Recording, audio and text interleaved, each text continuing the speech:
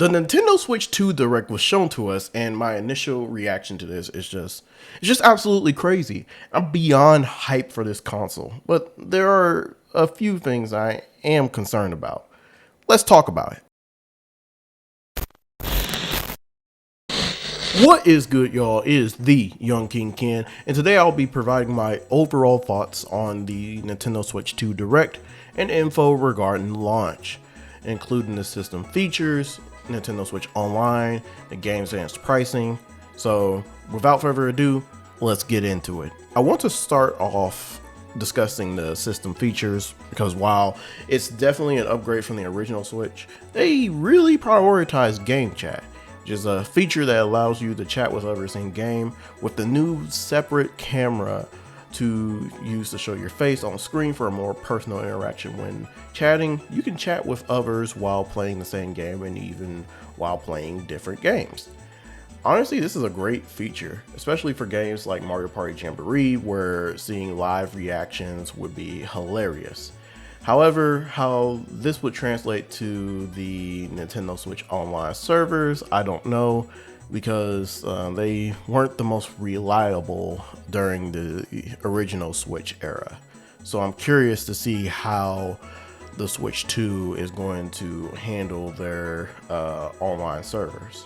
They also showed off the hardware itself and its larger HD LCD display featuring support for HDR, VRR, and up to 120 frames per second in compatible games, with a possible 4K 60 FPS when docked.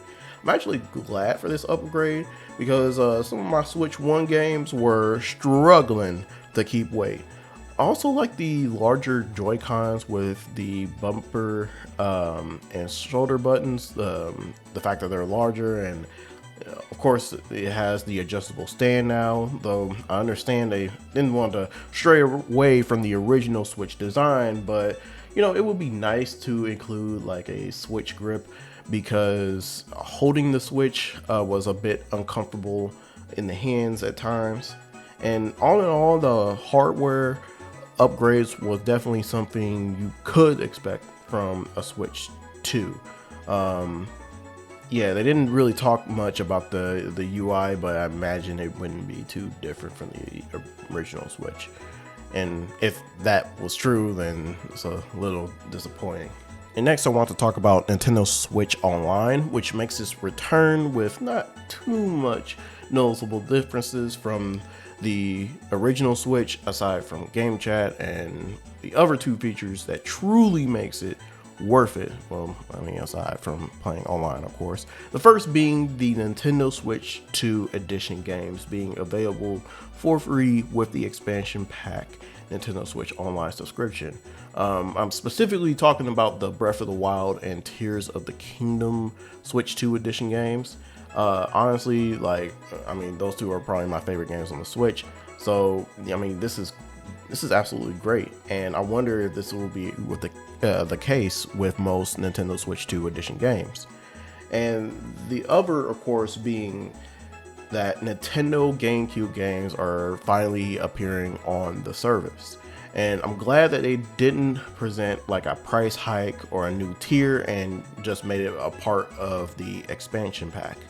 I know people may be a little bit bummed that it's only available for Nintendo Switch 2 and not both with the original Switch, but you know, I'm really excited for some of the games that are featuring, even though, I mean, honestly, I feel like they could add some more at launch, like Wind Waker. I mean, I've never played that game before, so it definitely gives me a chance to play it on the go.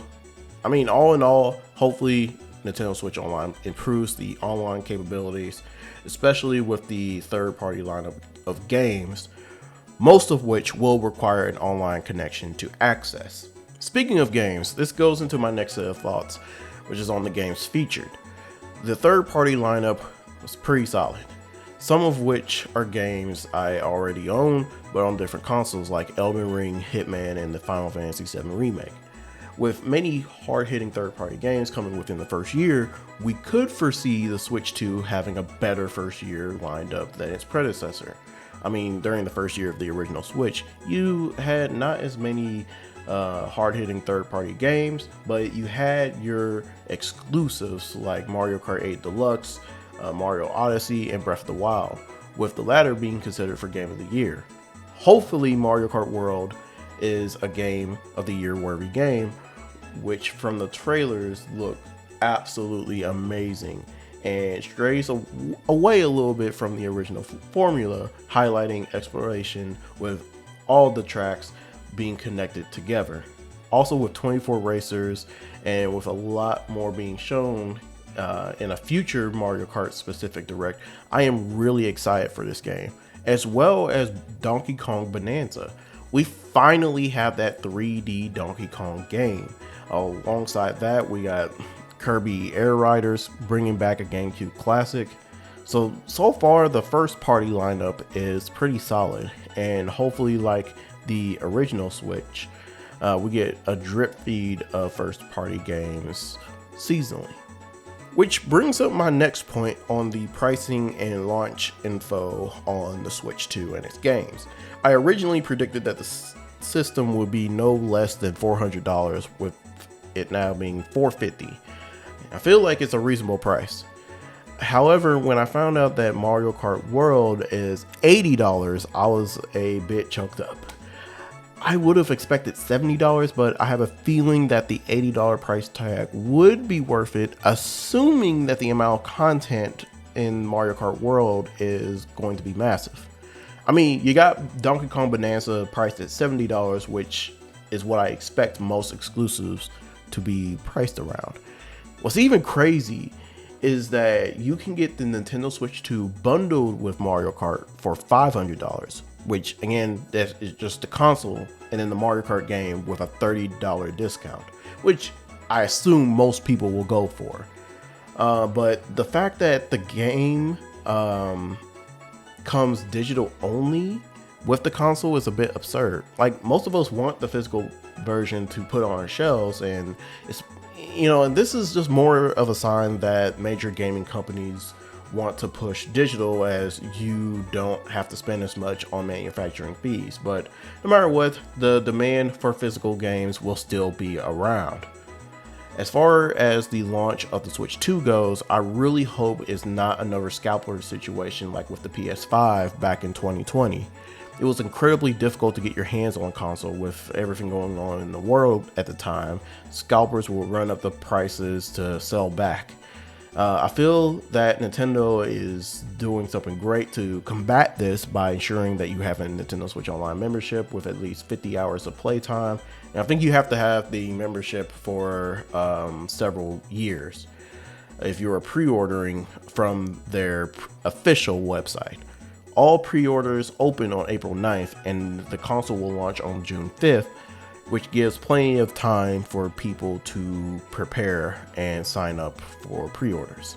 So all in all, the first year of the Nintendo Switch 2 will be packed with quality games monthly.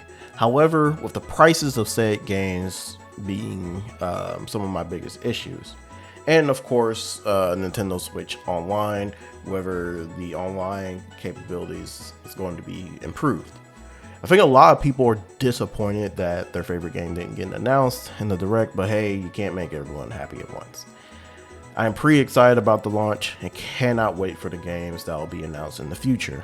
So, are you excited for the Switch 2, and are you going to try to pick it up day one? Let me know in the comments. Thank you for watching. In the coming weeks, I'll go more in depth with some of the games, especially Mario Kart World, and my thoughts on it. So please hit that like button if you liked the video, and don't forget to hit that subscribe button and that notification bell to get updates on whenever my vids drop. And until the next one, I will need y'all to keep our kingdom seasoned, y'all.